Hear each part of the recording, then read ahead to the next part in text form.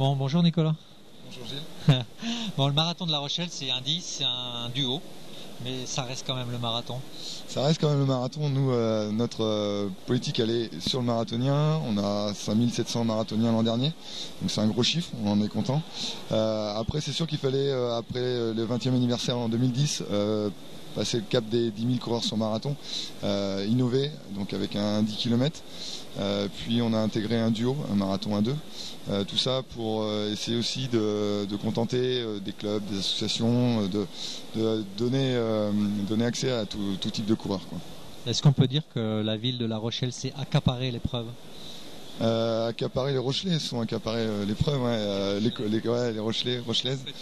Ouais, les commerces, les hôteliers, nous les bénévoles, on a 1200 bénévoles, on envoie les convocations fin août, on demande pour fin septembre, on a 90% de retour fin septembre.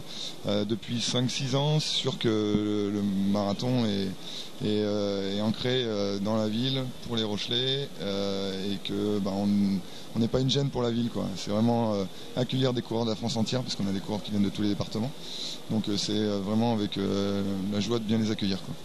En fait, vous êtes resté très associatif, alors qu'on constate l'arrivée des grandes sociétés événementielles qui rachètent des épreuves en France. Ouais, mais c'est La Rochelle, ville belle et rebelle, hein. Nous, c'est vrai que c'est peut-être un cas particulier par rapport à l'ampleur de l'événement avec 10 000 coureurs. Avec 50 adhérents, avec les bénévoles, avec un bureau, des salariés pour faire cette organisation-là on se contente de ça et on est fiers de pouvoir le faire nous-mêmes, quoi. Malgré 24 éditions, 23 et la 24e cette année, est-ce qu'il y a des côtés fragiles? Est-ce qu'il y a des choses à aller chercher un peu en serrant des coudes? Toujours le nerf de la guerre, c'est les partenaires, donc c'est sûr qu'il faut être vigilant, il faut être aussi rigoureux sur le prévisionnel par rapport au budget. Nous, notre politique n'a jamais été d'avoir des tarifs à 50, 60, 70 euros. On essaye vraiment d'avoir le tarif le plus bas. On peut s'inscrire au marathon de La Rochelle pour 43 euros. Vu les récompenses qui à l'arrivée, les dotations qu'on peut fournir et l'organisation qu'on a, c'est vraiment être au plus bas du droit d'inscription pour que nous aussi on se bagarre et on ait des objectifs de partenariat, de tarification de fournisseurs et d'avoir le tarif d'inscription le plus bas possible, quoi. Vous avez également des objectifs de performance chaque année? La performance, c'est important parce qu'on a un parcours qui est plat, on le sait. Après, l'élite, elle est là aussi pour le démontrer. Donc avec des chronos en moins de 2h10, on a eu 2h07-13 en 2012 de mémoire. Donc c'est sûr que c'est des chronos de référence internationale et ça montre qu'on a un parcours performant.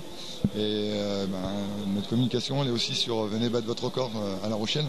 Parce qu'on peut, et beaucoup de coureurs disent que quand ils viennent à La Rochelle, ils battent leur record perso. Et un record en 3 heures ou en 3h30 ou en 4 heures, c'est un record, quoi.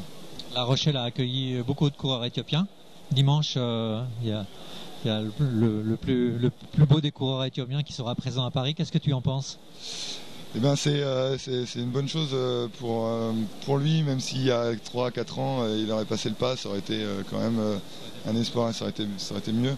Après, il le fait peut-être par la force des choses par rapport à l'Éthiopie, où être reconnu coureur à pied aussi, c'est être marathonien, hein, je pense, hein.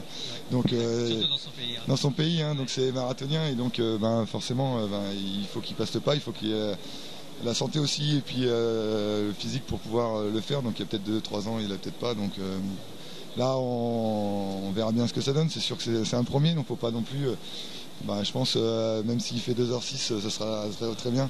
Après s'il fait moins ça sera le plus, quoi, ouais. Alors justement au jeu des pronostics, c'est quoi ton chrono pour lui? Après ça dépend de la course, mais c'est sûr que ça part toujours vite parce que le premier semi est quand même plus rapide que le deuxième. Donc après c'est généralement le marathon dans les 7 derniers kilomètres où ça se jouera, hein. Donc s'il fait 2h06 2h06-15 on va dire, ça sera bien, quoi. C'est noté, 2h06-15. Ok, on verra. Bon, merci et bonne organisation cette année. Ok, merci. À bientôt.